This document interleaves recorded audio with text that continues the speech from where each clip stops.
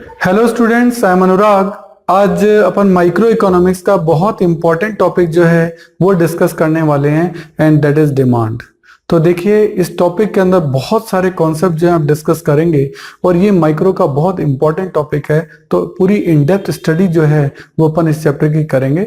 इस चैप्टर को अपन किस तरीके से कवर अप करेंगे, पहले मैं उसका प्लान जो है वो आपके साथ डिस्कस करूंगा। तो देखते हैं।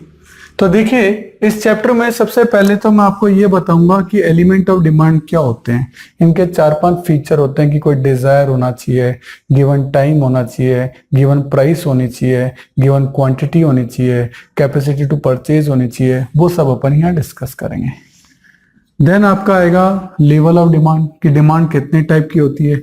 इंडिविजुअल डिमांड मिस्टर ए की डिमांड है और मार्केट डिमांड ए, बी और सी सबकी डिमांड का टोटल है।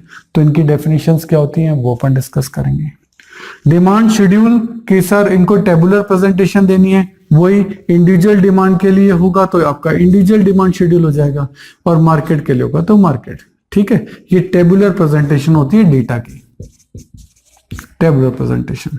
देन है डिमांड कर्व, ये ग्राफिकल प्रेजेंटेशन होती है। वही इंडिविजुअल की अलग, मार्केट की। आप देख रहे हैं individual market, individual market, individual market. हर चीज का इंडिविजुअल का अलग होता है। इंडिविजुअल का मतलब क्या है, मिस्टर ए, एक जने की डिमांड अगर अपन चेक कर रहे हैं और एक पूरे मार्केट की ABCD कितने भी एन नंबर ऑफ पर्सन हो सकते हैं उनका भी डिमांड अपन चेक कर सकते हैं। इन सब की डेफिनेशन क्या होगी, इनके एग्जाम्पल क्या होंगे वो अपन डिस्कस करेंगे।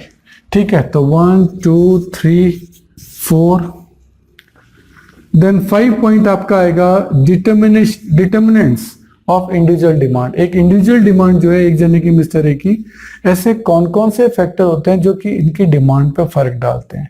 जैसे प्राइस, ऑब्वियस है, यदि किसी चीज की प्राइस जो है बढ़ जाएगी तो उसकी क्वांटिटी डिमांड क्या हो जाएगी, कम, क्योंकि वो चीज महंगी हो गई तो आप उसकी क्वांटिटी डिमांड कम करोगे। और यदि किसी चीज की प्राइस कम हो जाएगी यानी वो सस्ती हो जाएगी तो आप उसकी डिमांड क्या करोगे, ज्यादा करोगे। तो ऐसे बहुत सारे फैक्टर्स होते हैं जो कि इंडिविजुअल डिमांड पर असर डालते हैं, तो हम उनको भी जो है वो यहाँ डिस्कस करेंगे। देन आपका आएगा डिटरमिनेंट्स ऑफ मार्केट, क्योंकि वही 2 टाइप का है ये भी आपका। अब आ गया मार्केट डिमांड। तो मार्केट की डिमांड पर क्या फर्क डालते हैं, तो इसमें सारे फैक्टर ये तो हैं, प्लस साथ में 3 फैक्टर और जुड़ जाएंगे तो मार्केट की डिमांड बन जाएगी। तो अपन वो भी अलग से डिस्कस करेंगे। देन पॉइंट नंबर 6 आपका आएगा डिमांड फंक्शन, कि डिमांड फंक्शन के बारे में। उसमें क्या होगा, बेसिकली ये जो डिटरमिनेंट्स है ना, इसी के बेसिस पर एक आपका फॉर्मूला जो है वो बन जाएगा इन्हीं के लिए, इंडिविजुअल डिमांड और मार्केट डिमांड के ऊपर इंडिविजुअल डिमांड फंक्शन और मार्केट। ये बेसिकली ये क्या बताएगा, डिमांड फंक्शन ये बताएगा फंक्शनल रिलेशनशिप। फंक्शन से बना है फंक्शनल रिलेशनशिप, सही है, अलग अलग है। ये बताता है आपका टेबुलर प्रेजेंटेशन, ये ग्राफिकल प्रेजेंटेशन, ये फंक्शनल रिलेशनशिप। अलग अलग वर्ड्स हैं, आपको अपने डेफिनेशन में ये वर्ड लिखने पड़ेंगे। अगर आप ये वर्ड नहीं लिखेंगे तो आपके नंबर नहीं मिल पाएंगे। देखिए, बोर्ड की कॉपी जब हम चेक करते हैं तो हम देखते हैं कि बच्चे ने वो कीवर्ड्स लिखे हैं या नहीं। अगर कीवर्ड नहीं लिखे ना तो उसको नंबर नहीं मिलेंगे। फिर आप चाहे कितनी भी अच्छी डेफिनेशन बनाओ लेकिन उनमें ये वर्ड्स होने चाहिए। अगर ये वर्ड नहीं हुए तो आपको नंबर नहीं मिलेंगे, सही है। आगे है point number 7, law of demand, कि लॉ ऑफ डिमांड कब ऑपरेट करता है। ये रहा लॉ ऑफ डिमांड आपका, यही वाला आपका यहाँ काम आ जाएगा। किस तरीके से इसका यूज करेंगे, इसका डायग्राम बनेगा, इसका शेड्यूल बनेगा, वो सब चीजें अपन यहाँ डिस्कस करेंगे। फिर इसके अजम्पशन आएंगे, सर लॉ ऑफ डिमांड तभी एप्लीकेबल होगा जब ये अजम्पशन सेटिस्फाई हो जाएंगे।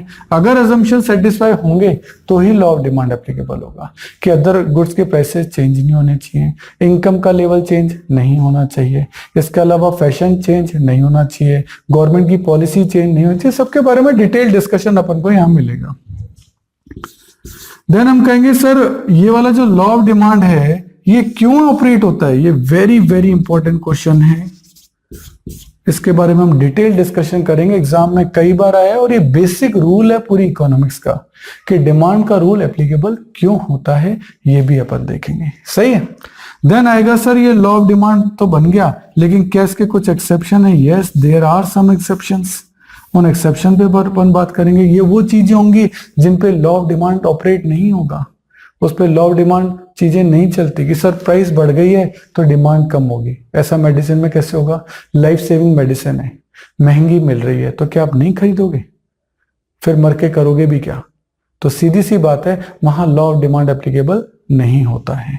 तो वहां पर काफी सारे एक्सेप्शन है, उनको अलग से डिस्कस करेंगे। इसके अलावा चेंज इन डिमांड, डिमांड में कम या ज्यादा, इंक्रीज या डिक्रीज, इसको कहते हैं एक्सपेंशन या कॉन्ट्रैक्शन ड्यू टू प्राइस। तो ये किसके कारण होता है? प्राइस के कारण। इसको अपन अलग से डिस्कस करेंगे, इसमें 2 डायग्राम बनेंगे, सही। देन आपका पॉइंट नंबर 11 आएगा शिफ्ट इन डिमांड कर्व। ये होता है प्राइस के कारण नहीं, ये तो प्राइस के कारण होता है, ये होता है अदर फैक्टर्स के कारण, गवर्नमेंट की पॉलिसी, सही है, इन सब चीजों के कारण। फिर आपका आएगा सब्स्टिट्यूट गुड्स, सब्स्टिट्यूट यानी जिनको आप सब्स्टिट्यूट के तौर पे यूज कर सकते हो, जैसे टी और कॉफी। भाई आपके घर पे कोई आया तो पहला प्रपोजल आप टी का रखोगे, वो कहेगा कि मैं टी नहीं पीता, तो ठीक है कॉफी पी लो क्योंकि सब्स्टिट्यूट है उसका। तो उसके बारे में क्या डायग्राम होंगे और क्या थ्योरी है, विद एग्जांपल अपन देखेंगे। नंबर 13 आपका आएगा कॉम्प्लीमेंट्री गुड। कॉम्प्लीमेंट्री गुड्स वो होती है जो साथ में काम आती है, जैसे कार एंड पेट्रोल, ये दोनों हमेशा साथ में ही काम आएंगे। तो इनका क्या रूल है, इनका क्या डायग्राम बनेगा, वो चीज अपन यहां देखेंगे। देन आपका आएगा काइंड ऑफ डिमांड, इसमें काफी सारी डेफिनेशंस हैं, अलग अलग टाइप की डिमांड्स होती हैं। तो 8-10 टाइप की demands with definition with example जो है वो अपन यहाँ डिस्कस करेंगे।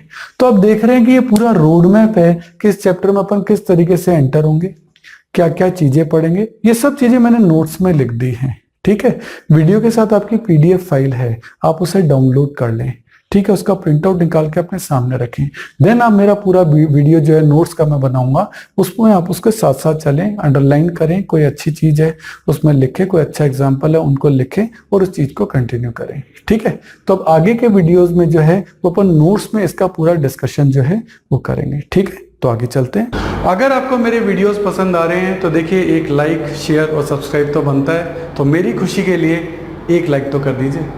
देखिए आपका टाइम बड़ा कीमती है, तो यदि नोट्स लिखने में आप अपना टाइम बचाना चाहते हैं और वर्कशीट भी गेट करना चाहते हैं तो इन सभी की PDF का लिंक नीचे डिस्क्रिप्शन में गिवन है, आप वहां जाके देख सकते हैं। देखिए स्टूडेंट, जितने भी वीडियो हमने बनाए हैं उनके जितने भी क्वेश्चन मैं वीडियोस में करा रहा हूं उनका लिंक आपको डिस्क्रिप्शन में दे रखा है, आप वहां से उस लिंक को डाउनलोड कर सकते हैं, उसका प्रिंट आउट निकाल सकते हैं। उसके बाद वो क्वेश्चन पेपर आप अपने सामने रखिए और देन आप वीडियो देखिए, उससे आपको फायदा ये होगा कि क्वेश्चन आपके सामने रहेगा। तो ये चीज़ जरूर से कर लेनी है। और मैं आपको एक बार स्पेशल बताना चाहता हूँ कि ये जो वीडियो है ये तो ट्रेलर है, अगर आपको हमारे सारे वीडियो देखने हैं तो आपको हमारी मोबाइल ऐप सब्सक्राइब करना चाहिए, उसका नाम है अनुराग क्लासेस, और इसमें आपको हमारे सारे वीडियो देखने को मिलेंगे। क्यों, देखो YouTube तो ट्रेलर है, यहाँ सारे वीडियो नहीं होते। अगर आपको सारे वीडियो देखने हैं तो आपको हमारी मोबाइल ऐप सब्सक्राइब करनी पड़ेगी, उसमें आपको सारे वीडियोज़ मिलेंगे, उसमें आपको नोट्स मिलेंगे, प्रिंटेड नोट्स भी होंगे, हैंड रिटन नोट्स भी होंगे, मतलब आप हर तरीके के नोट्स वहाँ ले सकते हो। उसमें भी उसकी जो मेंबरशिप है वो प्रीमियम भी है और स्टैंडर्ड भी है, जो भी आप लेना चाहें। और आपको वहाँ अदर बुक्स के इंपॉर्टेंट पिक्स, अच्छे डायग्राम, अच्छे क्वेश्चन, अच्छे पैराग्राफ, वो भी आपको जो है इस ऐप के अंदर मिलेंगे। और इसके अलावा बहुत ही important point, MCQ test. MCQ test का पैनल है जिसमें आप जितने भी टेस्ट वहाँ देंगे उसमें ऑप्शंस होंगे ABCD, उसमें ट्रू एंड फॉल्स के क्वेश्चन होंगे, उसमें फिल इन द ब्लैंक्स के क्वेश्चन होंगे। आपने 40 क्वेश्चन का टेस्ट दिया, जैसे ही सबमिट किया विदिन 5 सेकेंड्स आपका रिजल्ट आपके सामने है। तो ये मोबाइल ऐप मैं जरूर चाहूँगा आप जरूर से सब्सक्राइब करिए। मेरा नंबर है 9829224488। आप ऑफिस आवर्स में कभी भी मुझे कॉल कर सकते हैं। Thank you. देखिए स्टूडेंट, हमारे चैनल से जुड़ने का फायदा आपको नेक्स्ट 7 इयर्स तक मिलेगा, क्योंकि हमारी रेंज बहुत बड़ी है। नॉर्मली आप चैनल्स पे देखेंगे वो 1 या 2 या 3 सब्जेक्ट पढ़ा रहे हैं, लेकिन मैं आपको बहुत बड़ी रेंज दूंगा। यदि आपकी और मेरी ट्यूनिंग जमती है तो ये बहुत लॉन्ग लास्टिंग रहेगी और वो ट्यूनअप में आपको बार बार नई ट्यूनअप नहीं करनी पड़ेगी, क्योंकि आपकी ट्यून मुझसे जम चुकी है। क्यों?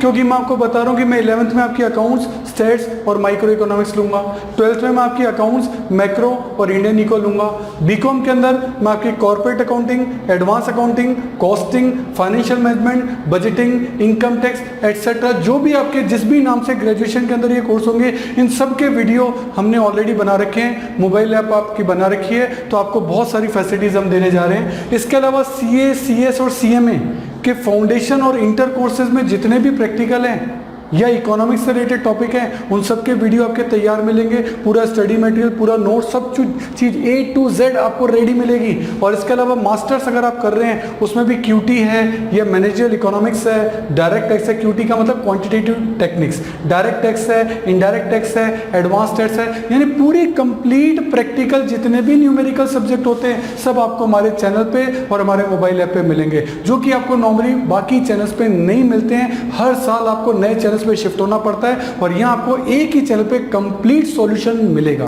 हेलो स्टूडेंट्स, आई एम अनुराग। आज अपन टॉपिक जो कर रहे हैं, this is chapter number 3, concept of demand. अब ये कॉन्सेप्ट हमें क्या कहता है, देखिए।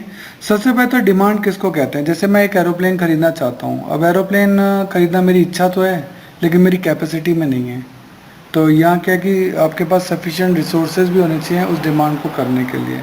तो किसी डिमांड में एक तो सबसे पहले आपकी डिज़ायर, आपकी इच्छा होनी चाहिए, आपके पास सफिशिएंट मीन्स यानी रिसोर्सेज होने चाहिए, आपकी विलिंगनेस होनी चाहिए, आप कौन सी प्राइस पे ख़रीदना चाहते हैं और कब ख़रीदना चाहते हैं, टाइम पीरियड। ये पांचों कंटेंट जब होंगे ना तब फिर वो एक इफेक्टिव डिज़ायर कहलाती है, उसी को हम डिमांड कहते हैं। ठीक है, तो demand for a commodity refers various quantities of commodity those a consumer is willing and able to bye.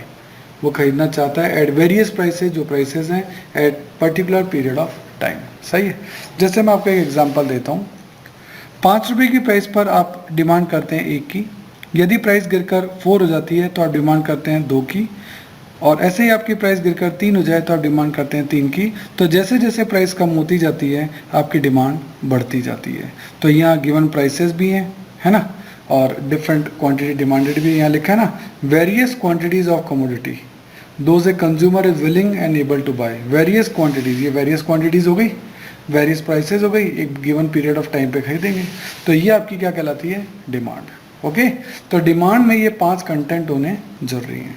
Okay, और ये वेरियस प्राइसेस पे जो आप डिमांड कर रहे हैं इसको क्वांटिटी डिमांड कहते हैं। जो प्राइस के कारण अफेक्टेड होती है उसको क्वांटिटी डिमांड कहते हैं। हम ये बता रहे हैं कि जैसे जैसे आपकी प्राइस जो है वो बढ़ती है आपकी क्वांटिटी डिमांड कम होती है, और जैसे ही आपकी प्राइस कम होती है आपकी क्वांटिटी डिमांड बढ़ती है। सही है, तो इनके बीच में इन्वर्स रिलेशनशिप है। जब प्राइस बढ़ती है तो क्वांटिटी डिमांड कम होती है, और जब प्राइस कम होती है तो क्वांटिटी डिमांड बढ़ती है। तो ये इन्वर्स रिलेशनशिप का मैटर जो है वो आपका रहता है। सही है, तो ये आपकी क्वांटिटी डिमांड थी जो मैंने आपको बताई। लेवल ऑफ डिमांड भी 2 होते हैं, एक तो होते हैं इंडिविजुअल डिमांड और एक होती है मार्केट डिमांड। इंडिविजुअल डिमांड किसको कहते हैं, individual demand mean willingness of for a commodity by a consumer which he is able to buy at various prices। जो एक बायर है वो कितनी कमोडिटी किस प्राइस पर कब खरीदना चाहता है ये उसके लिए है। Market demand by all the buyer या बाय ऑल द कंज्यूमर की बात हो रही है। जैसे इंडिविजुअल डिमांड एक कंज्यूमर की डिमांड है, जबकि मार्केट डिमांड सभी कंज्यूमर्स की डिमांड है। सही है, अब ऐसा कैसे होता है वो आप देखें, इस शेड्यूल में मैं आपको दिखाता हूँ। 5 रुपये की प्राइस पर ए की डिमांड थी 1, बी की डिमांड थी 2, दोनों को ऐड कर दें तो ये मार्केट डिमांड निकलेगी, दैट इज 3। जब प्राइस 4 रुपीज़ यानी प्राइस कम हो गई तो ए की डिमांड भी बढ़ गई, बी की डिमांड भी बढ़ गई, इसकी 2 हो गई, इसकी 3 हो गई, तो टोटल हो गई 2 + 3 5। तो मार्केट डिमांड क्या है, इंडिविजुअल की जो डिमांड्स है उनका टोटल ही क्या कहलाता है, मार्केट डिमांड कहलाता है। ओके, इसके बाद आपका आता है डिमांड शेड्यूल। डिमांड शेड्यूल क्या है, इसको कहते हैं डिमांड शेड्यूल। वेरियस प्राइसेस और वेरियस क्वांटिटी डिमांडेड, इसी को डिमांड शेड्यूल कहते हैं। डेफिनेशन में देखें, demand schedule is a tabular statement, ये टेबुलर स्टेटमेंट है, शोइंग वेरियस क्वांटिटीज, आपकी वेरियस क्वांटिटी दिखाएगा, वेरियस क्वांटिटी दिखा रहा है, of a commodity being demanded eight various level of prices, अलग अलग प्राइसिंग लेवल है, during a given period of time, ये एक पीरियड होगा, एक टाइम गिवन होगा उसके अंदर है। तो की वर्ड्स है याद करना है, ये एक टेबुलर स्टेटमेंट है, वेरियस क्वांटिटीज हैं, लेवल ऑफ प्राइसेस हैं, गिवन पीरियड ऑफ टाइम है, इसी को क्या कहते हैं, डिमांड शेड्यूल। ये डिमांड शेड्यूल भी 2 टाइप का होता है। नंबर 1 है इंडिविजुअल डिमांड शेड्यूल, जैसे कि ये एक इंडिविजुअल डिमांड शेड्यूल है जो एक ही डिमांड के बारे में हमको बताता है। मिस्टर ए एक इंडिविजुअल हैं, उनकी प्राइस और क्वांटिटी की डिमांड का क्या शेड्यूल है वो हमको बता रहा है, it is called individual demand schedule. Next आपका आता है मार्केट डिमांड शेड्यूल, जो इंडिविजुअल की ए और बी की जो डिमांड है उनको ऐड करके पूरी डिटेल दे रहा है। तो market demand schedule refers to a tabular statement, tabular statement है शोइंग वेरियस क्वांटिटी दिखा रहा है of a commodity that all the consumer are willing to buy, है ना, वो खरीदना चाहते हैं at various level of prices, अलग अलग प्राइस लेवल है during a given period of time. ये जो मैं अंडरलाइन कर रहा हूँ इनको आप भी अंडरलाइन करिए क्योंकि ये की वर्ड्स हैं। आप वहाँ डेफिनेशन चाहे कुछ भी बनाएं लेकिन उनमें की वर्ड्स की लाइन्स ज़रूर से होनी चाहिए, अदरवाइज आपको मार्क्स नहीं मिलेंगे। तो ये हो गया मार्केट डिमांड शेड्यूल। देन आता है डिमांड कर्व। अब हम डिमांड कर्व की बात करते हैं। ये है डिमांड कर्व। जो आपने ऊपर डिमांड शेड्यूल देखा था उस डिमांड शेड्यूल को आप ग्राफिकल कर्व बना देते। तो इसे डेफिनेशन में क्या लिखा है, demand curve is a graphical presentation. ये ग्राफिकल ग्राफ पेपर पर है, graphical presentation of demand schedule. जो डिमांड शेड्यूल आपने ऊपर देखा था उसका ग्राफिकल प्रेजेंटेशन है, showing relationship between the different quantities of a commodity in reference to different prices, जो कि हमको डिफरेंट क्वांटिटीज और डिफरेंट प्राइसेस का ग्राफिकल प्रेजेंटेशन दे, वही आपका डिमांड कर्व कहलाता है। ये डिमांड कर्व भी दो टाइप का होता है, एक तो इंडिविजुअल डिमांड कर्व और एक मार्केट डिमांड कर्व। जो एक इंडिविजुअल की आपकी प्राइस और क्वांटिटी को बता रहा है वो इंडिविजुअल डिमांड कर्व है। जैसे यहाँ भी इंडिविजुअल की बता रहा है, देखो demand of A, demand of B, और ये बता रहा है मार्केट का, है ना, क्योंकि हम यहाँ देख रहे हैं कि 1 रुपये की प्राइस पर इसके 5 क्वांटिटी, इसकी 6 क्वांटिटी है, लेकिन इसकी कितनी है 11। तो इसकी 5 है, इसकी 6 है, लेकिन इसकी कितनी है 11। तो इसकी क्वांटिटी ज़्यादा होती है, इसकी क्वांटिटी ज़्यादा होती है, इसीलिए इसका जो कर्व होता है ना वो फ्लैटर है। इसलिए यहाँ लिखा है कि जो डिमांड ऑफ मार्केट है उसका कर्व ए और बी की डिमांड के कंपैरिजन में फ्लैटर है, ज़्यादा बड़ा है, क्योंकि ज़्यादा क्वांटिटी होती है इसके अंदर। तो एक तो हो गया इंडिविजुअल डिमांड, ये तो इंडिविजुअल डिमांड कर्व है, और ये मार्केट डिमांड कर्व है। सही है। तो अब ये बनता कैसे है वो अपन देखते हैं। तो देखिए इसको एक एग्जांपल की हेल्प से समझते हैं। ये आपको एक डिमांड शेड्यूल दे रखा है जिसमें वेरियस प्राइसेस दे रखी है, वेरियस क्वांटिटी दे रखी है, क्वांटिटी डिमांडेड, और इसका अपन को ग्राफिकल प्रेजेंटेशन जो है वो करना है। सही है। अब ये 0 है, ये आपका एक्स एक्सिस है, ये आपका वाई एक्सिस है। इसमें हमको मेज़रमेंट करने पड़ेंगे कि हाँ भाई अपने क्या मेज़रमेंट्स हैं।